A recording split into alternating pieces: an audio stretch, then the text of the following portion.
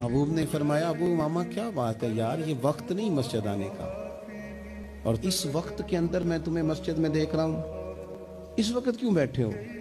عرض کرنے لگے حضور مجھے قرض نے پریشان کر دی، آزمائش میں آ گئی، حضور کیا کروں؟ تو نبی کریم نے فرمایا میں تمہیں دعا سکھاتا ہوں۔ حضور نے دعا سکھائی، کہاں پڑھو اللہم انی اعوذ بک من الہم والحزن واعوذ بک من العجز والکسل واعوذ بک من الجبن والبخل واعوذ بک من غلبۃ الدین وقہر الرجال۔ فرمائے اس دعا کو پڑھا کرو، اللہ خیر کر دے گا۔ حضرت ابو امامہ فرماتے ہیں لوگوں میں نے یہ دعا پڑھی، میرے نصیب دیکھو، پڑھی میں نے پر سیکھی میں نے ڈائریکٹ حضور سے۔ میں نے یہ دعا پڑھی، اللہ نے میرے قرضے بھی دور کر دیے اور میرے غم بھی سارے دور کر دیے۔